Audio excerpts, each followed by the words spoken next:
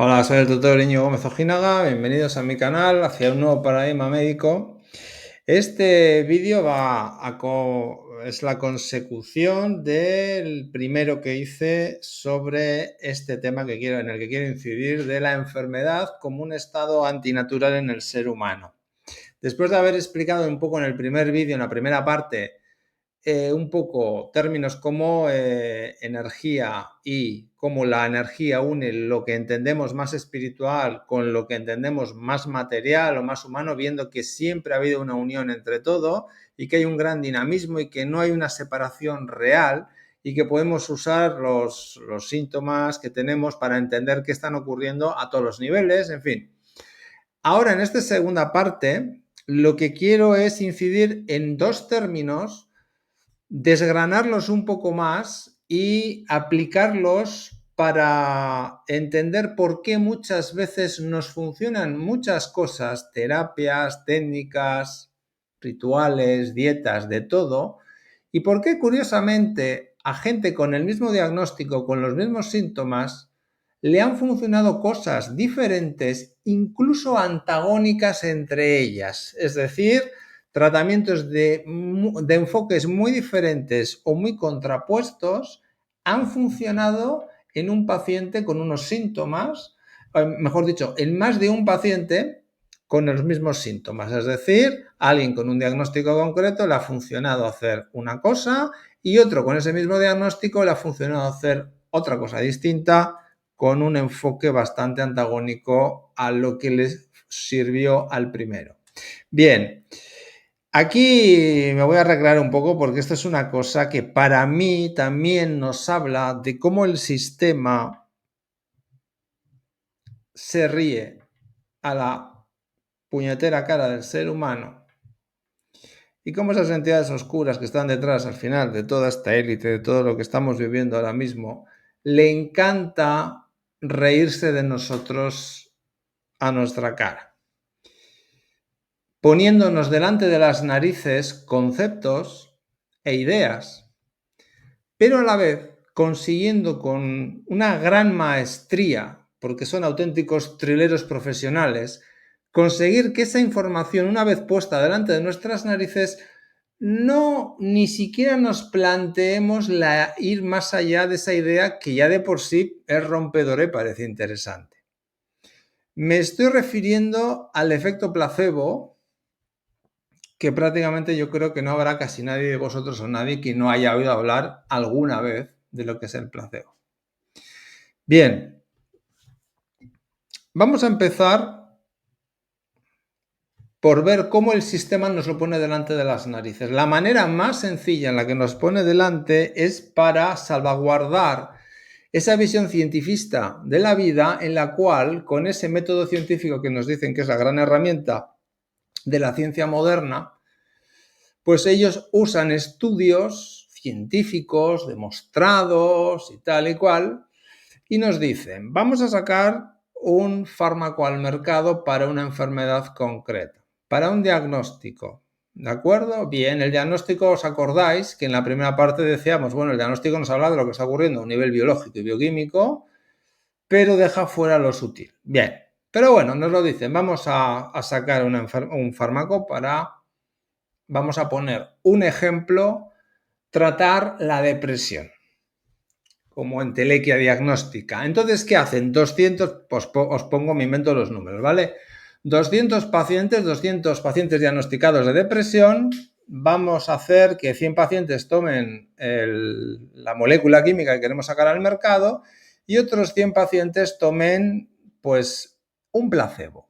En este caso, el placebo lo llaman pues, a una pastilla que lo que lleva es azúcar o no lleva nada, es decir, no lleva nada. No lleva el fármaco, lleva un azúcar o nada. Bien, nadie sabe de los 200 pacientes que está tomando durante una temporada, se recogen los datos, se recogen las mejoras clínicas que haya podido haber y al final del estudio se hace una revisión. Bien, nos dicen, por poneros un ejemplo, de los 100 pacientes que tomaron los que han estado tomando la molécula química, de los 100 que han tomado la molécula química han mejorado 70. Y de los 100 que han tomado el azúcar, han mejorado 20. Bien. Y ellos te quieren colar que esto demuestra que más allá del efecto placebo, esta molécula química es eficaz frente a la depresión y puede ser útil y beneficiosa su utilidad como fármaco. Vale. Y nadie se plantea nada más. Yo llevo 32 años buscando o esperando que esa ciencia oficial que tanto se vanagloria de tantas cosas me explique a un nivel fino cómo funciona el efecto placebo. Porque claro, yo tengo un problema cuando me acerco a estos estudios. Si yo me voy a los 70, me voy a analizar los 70 pacientes que han mejorado con el fármaco, tengo un problema. El problema es que en esos 70 pacientes, ¿cómo descarto yo el efecto placebo? Es decir, si ha habido gente que ha mejorado tomando el azúcar, esos 20 que han mejorado por algún motivo. Es decir, me aceptan que el efecto placebo existe, pero no me explican cómo funciona. Yo no tengo la manera de descartar en el que ha tomado el fármaco si ha mejorado por el fármaco o ha mejorado por el mismo motivo que ha mejorado el que ha tomado el azúcar. Entonces, si yo en el que ha tomado el fármaco no puedo de ahí descartar de alguna manera analizable, cuantificable el efecto placebo, me quedo con la duda. Porque el efecto placebo a día de hoy siguen sin explicarnos cómo funciona. Y luego tú te sigues planteando cosas.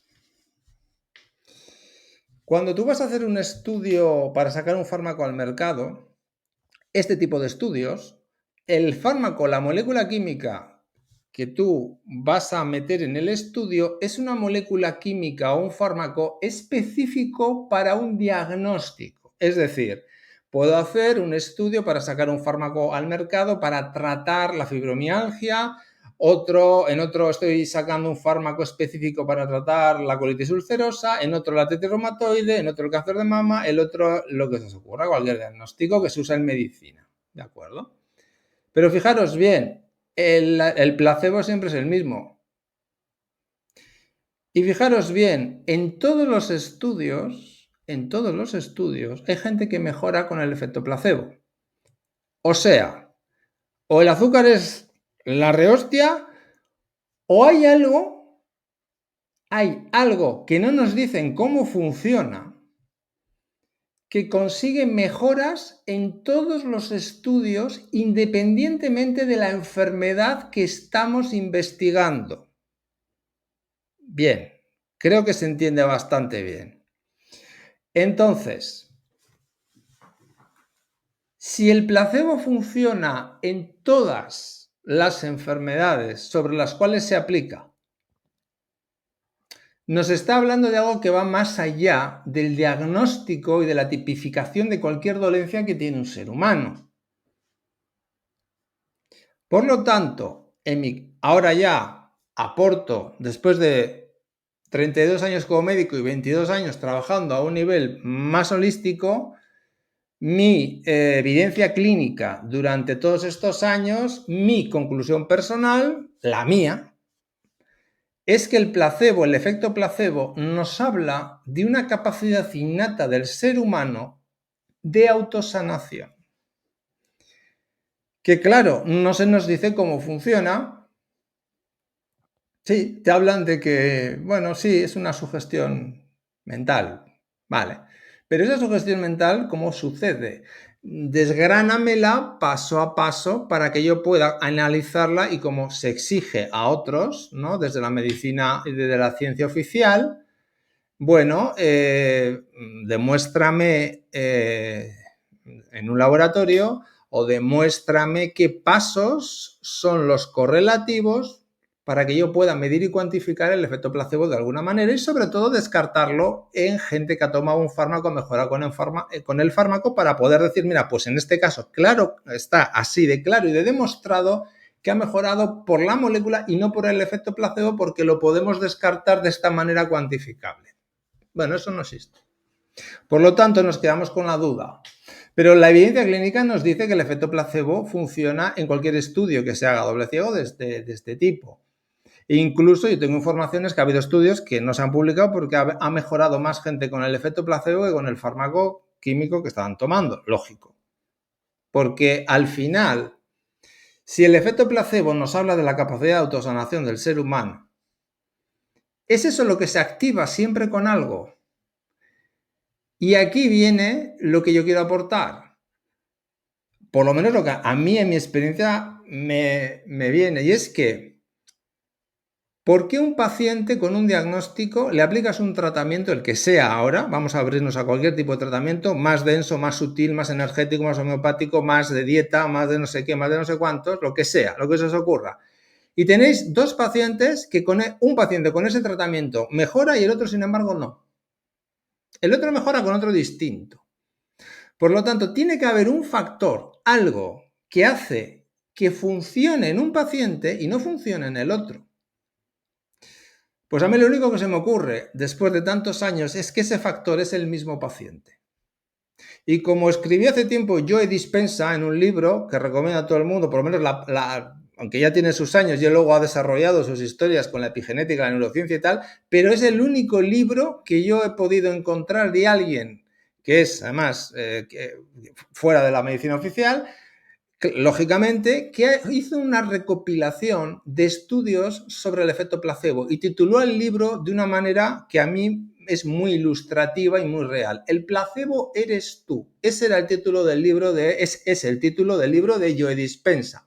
Y claro, ¿tú qué encuentras ahí? Cuando el hombre va a recopilar estudios de gente de mi gremio que ha sido suficientemente inquieta como para plantearse este tipo de estudios, te encuentras estudios, evidentemente no de los últimos 25 años, que ya no encuentras nada, probablemente porque eso está ya muy cercenado, no se favorece nada este tipo de estudios, pero en el siglo XX, en la segunda mitad del siglo XX, te encuentras estudios de gente inquieta que se fijó en cómo había gente que mejoraba en situaciones muy rimbombantes y cómo realmente, simplemente con que el paciente se creyera algo de verdad, generaba una respuesta a nivel biológico celular. Bien, eso como evidencia clínica, sin saber exactamente cómo funcionaba. Es más, en algunos estudios, por ejemplo, imaginaros en uno de depresión, por cierto, se cogieron a los pacientes que habían mejorado con el efecto placebo y se los revisa varios meses después para ver si esa mejora se mantenía. Y la mayoría de ellos habían mantenido su mejoría clínica meses después. Es decir, que con el efecto placebo, los que tomaron el azúcar mejoraron su depresión y mantuvieron esa mejora meses o un año o 2 años después del estudio. Es decir, no fue una mejora temporal que luego se diluyó. De esto tampoco nos hablan.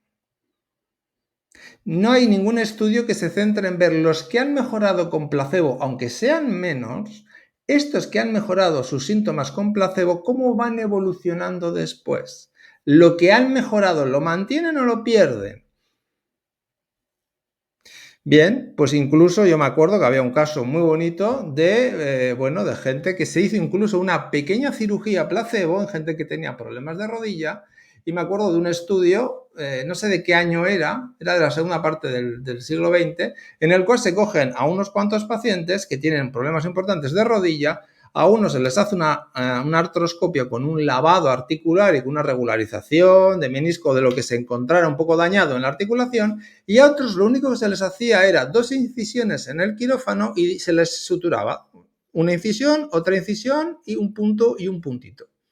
Y el paciente al despertarse no sabía si había recibido la artroscopia con el lavado y con el tratamiento quirúrgico o solamente le habían hecho los 2 agujeritos y le habían dado los 2 puntitos. Todos entraban en el quirófano, todos los dormían y el cirujano, hasta que no tenía al paciente en la camilla y dormido, no abría el sobre y no sabía si le tenía que hacer la artroscopia o simplemente le hacía la cirugía placebo. Bueno, el resultado fue que todos los que recibieron la cirugía placebo, creo que prácticamente todos, si no todos, tampoco era una casuística de muchos pacientes, pero era sugestiva porque todos mejoraron su dolor de rodilla, y además esa mejora se mantuvo durante meses y años, creo recordar. Entonces, ahí es donde tenemos que empezar a replantearnos muchas cosas.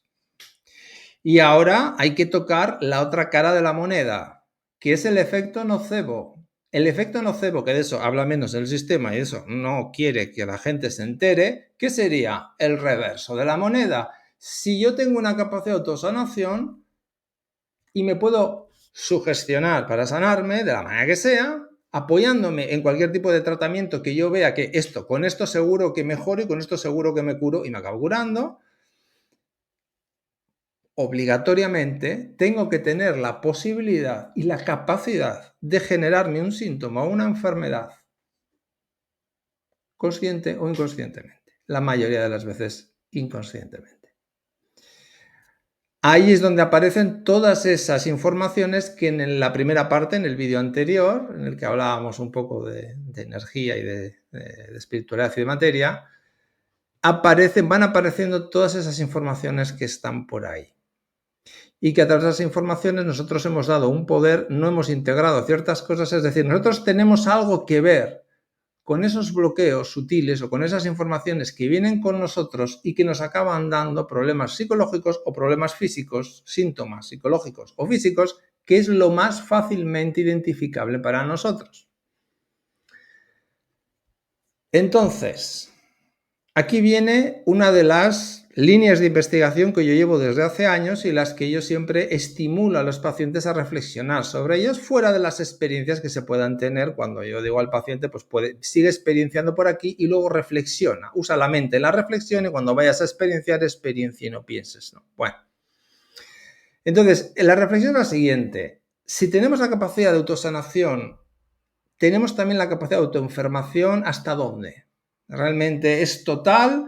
Depende solamente de nosotros, hay otros factores, evidentemente estamos excluyendo el traumatismo agudo directo, pues que no será casualidad que te pase en la vida, pero vamos, si has tenido un traumatismo directo, pues primero hay que reparar el daño, el traumatismo, te has envenenado con algo, con una intoxicación aguda con algo, bueno, pues hay que hacer, si necesitamos primero limpiar el cuerpo físico, lo que sea. No estamos hablando de cuando estamos generando un proceso biológico, un proceso de enfermedad, unos síntomas que avanzan, que no se quitan, que empeoran, entrando en un estado no natural de enfermedad.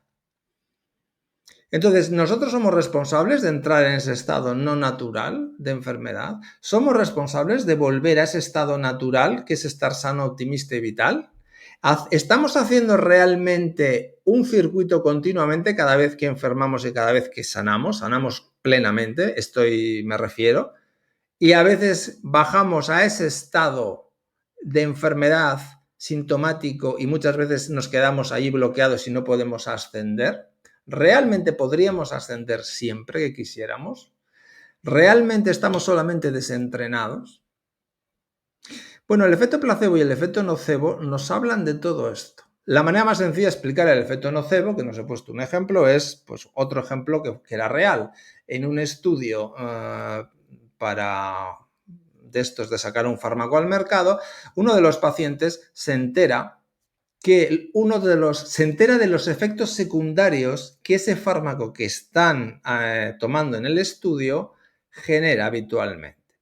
Entonces, el paciente comenta con sus familiares directos, dice, yo creo que estoy tomando el fármaco y no estoy tomando el placebo porque tengo las náuseas, tengo los problemas digestivos o tengo lo que sea, que son los efectos secundarios habituales de este fármaco que me he enterado porque me lo han chivado por algún lado.